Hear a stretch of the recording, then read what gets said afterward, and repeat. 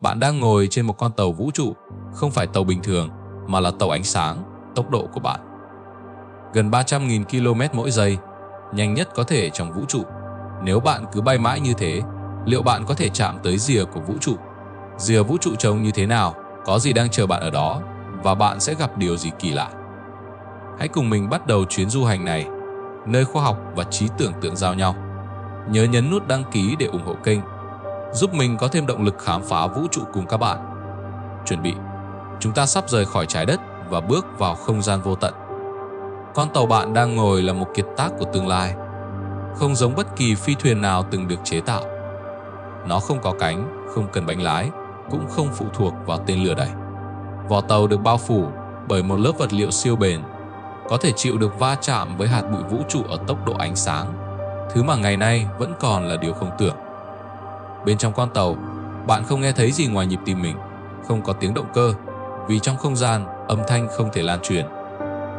Con tàu lướt đi như một bóng ma qua bầu trời đen thẳm, được cung cấp năng lượng bởi phản vật chất, nguồn năng lượng mạnh gấp hàng tỷ lần nhiên liệu hóa học mà chúng ta đang dùng ngày nay. Hãy thử tưởng tượng tàu Voyager 1, tàu không gian nhanh nhất từng rời khỏi trái đất, mất hơn 40 năm để chỉ vừa vượt qua rìa hệ mặt trời. Trong khi đó, với con tàu ánh sáng này, bạn chỉ mất hơn 5 tiếng để bay từ trái đất tới sao Diêm Vương và chưa tới một ngày để thoát hoàn toàn khỏi hệ mặt trời. Bạn đang ngồi trên một con tàu mà đến cả những nhà khoa học giỏi nhất hôm nay cũng chỉ dám mơ đến, và hành trình vừa mới bắt đầu. Bạn đã sẵn sàng. Đèn trong khoang dần chuyển sang màu xanh. Một giọng nói vang lên từ hệ thống điều khiển. Hành trình bắt đầu sau 3, 1. Bạn thắt chặt dây an toàn, con tàu khẽ rung lên rồi bùng sáng. Trong tích tắc, bạn được đẩy ra khỏi quỹ đạo trái đất, vượt qua mặt trăng chỉ trong vài giây. Bạn nhìn ra cửa sổ, trái đất dần thu nhỏ lại thành một chấm xanh giữa nền đen vô tận. Mặt trăng lướt qua như một ký ức.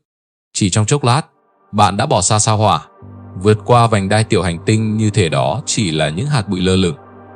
Sao Mộc và sao Thổ, những hành tinh khổng lồ từng mất hàng năm trời để tiếp cận, nay chỉ còn là những quả cầu mờ dần phía sau lưng. Ánh sáng từ mặt trời đang yếu đi, mờ dần như một ngọn nến sắp tắt.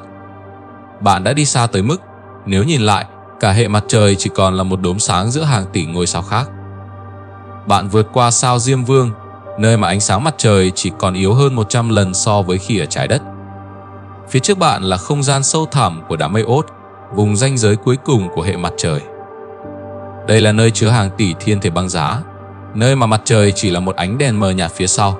Và rồi, bạn thoát ra ngoài, không còn thuộc về hệ mặt trời nữa.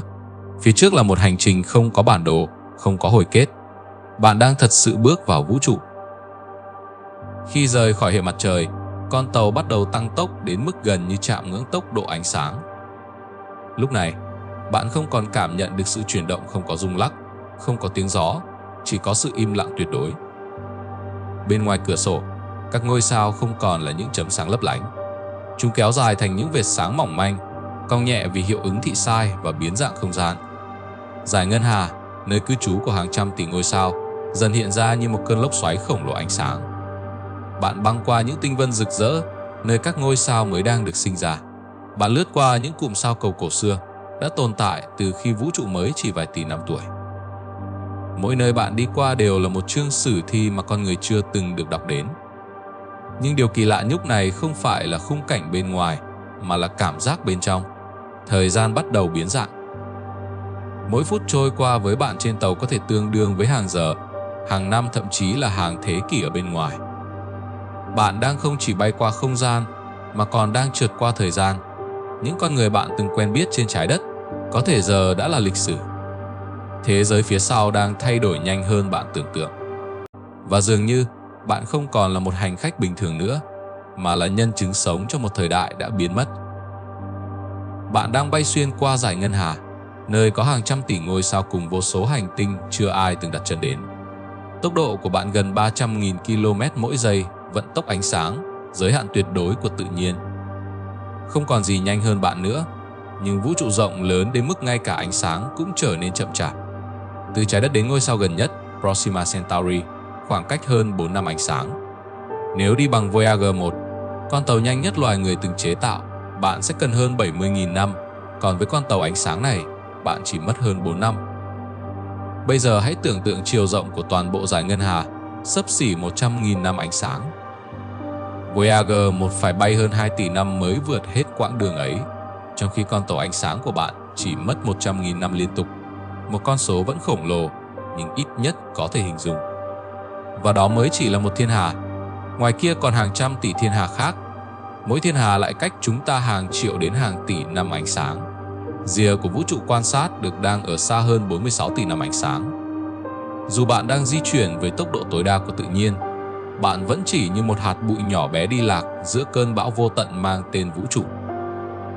Bạn rời khỏi dải ngân hà, nhìn lại sau lưng, thiên hà từng là quê hương chỉ còn là một xoáy sáng mờ nhạt giữa màn đêm. Tàu tiếp tục lao đi trong không gian liên thiên hà, nơi không còn sao trời dày đặc, mà chỉ là những điểm sáng thưa thớt, mỗi điểm là một thiên hà riêng biệt. Cột mốc đầu tiên mà bạn tiếp cận là thiên hà tiên nữ Andromeda, cách trái đất 2,5 triệu năm ánh sáng.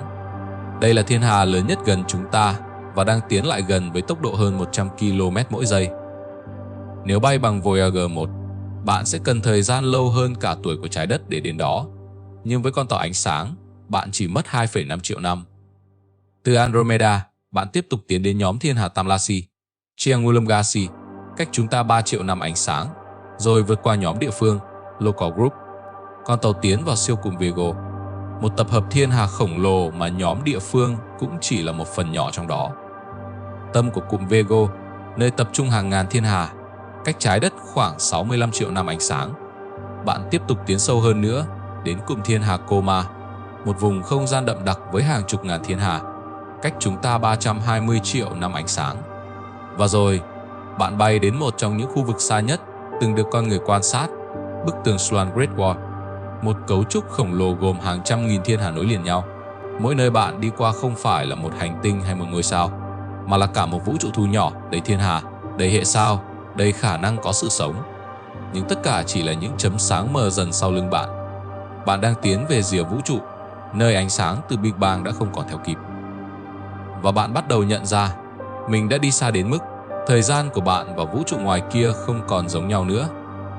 Bạn vẫn đang lao đi, vượt qua hàng tỷ năm ánh sáng. Thế nhưng lúc này, bạn nhận thấy mọi thứ xung quanh đang thay đổi một cách kỳ lạ. Không gian trở nên lạnh hơn, tối hơn.